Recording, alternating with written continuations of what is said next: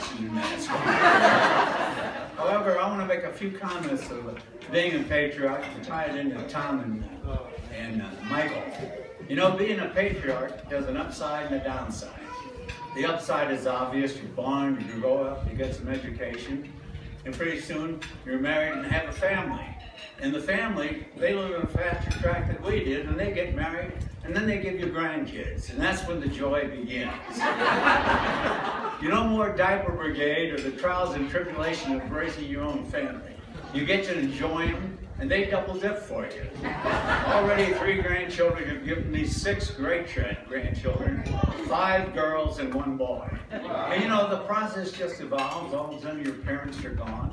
And then, like I say, older siblings are slipping away, and you end up being the last one to pay. And I can tell you that it's a fine, fun run. And tonight I realize there's other patriots in the audience here, and then plenty of you young children are in the process of being a patriarch or a matriarch. Now, the upside, I just told you about a patriarch. I never knew there was a downside to being a patriarch until I heard the definition on TV about 6 months ago. It's a patriarch is a prime candidate to be the guest of honor at a morgue or crematory. And please recall it was our good friend Mark Twain who penned something to this effect. He said he didn't attend his patriarch's funeral, but he did write a very nice letter approving of it. Well, tonight's the upside for this patriarch because I get the privilege to quote our politicians in Washington, to introduce into our family, to welcome into our family, a very lovely, pretty, very bright lady from, or young lady from Vietnam, Miss Tom Nguyen. And what a lovely addition.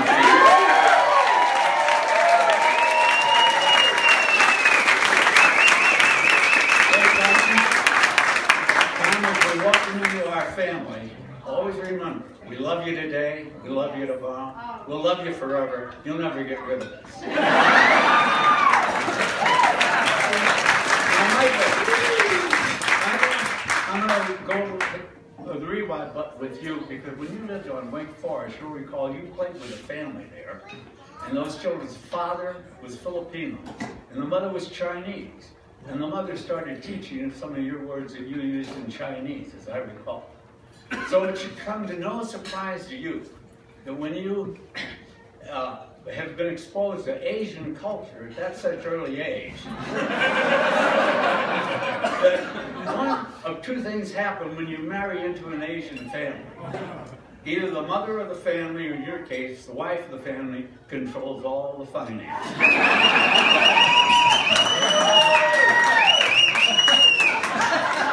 Now the good part is that Tom comes from that ability, genetically first, and then she works for the International Banking Fund, Washington, D.C., who's in the business of buying and selling money. So who better to handle the treasure that you're going to get to guard it and increase it than Tom? Now,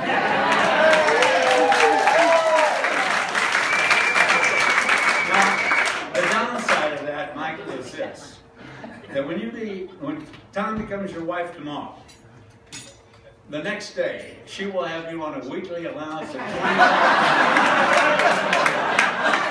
and a subway pass.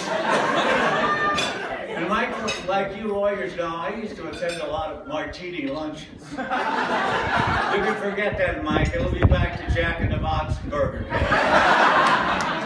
However, everything looks bright because you remember, maybe in 2 or 3 years, Tom will get you up to $35.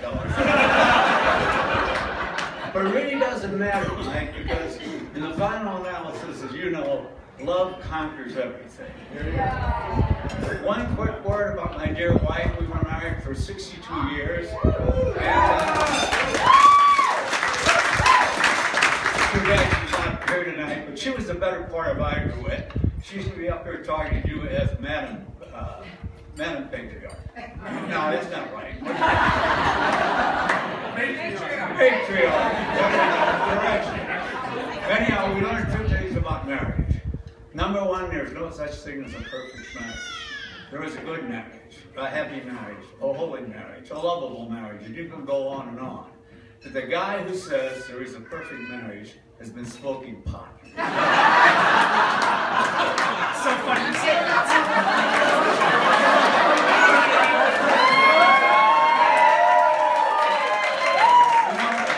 As an afterthought to that, I want to say, even though we're in Montana where the air is always clear, the air is extremely clear in this room tonight. I'm so proud of the young people and possibly a few of the older. I do not detect a trace of any fragrance at all. However, I would be afraid to stand up here and offer $100 for a joint. I may be inundated. Where was it? No such thing as a perfect but the second thing my wife and I learned, the most important thing, Tom and Michael, you could bring to a marriage, without any question, is a sense of humor. Temper your marriage with a sense of humor. It's so important. Remember, each and every day of your married life, the day you don't laugh at one another, the day you don't laugh with one another, well then that day is lost forever. Please raise your glass to Mike and Tom. An exceptionally nice couple of the future, Mr. and Mrs. Michael Hatley, God bless.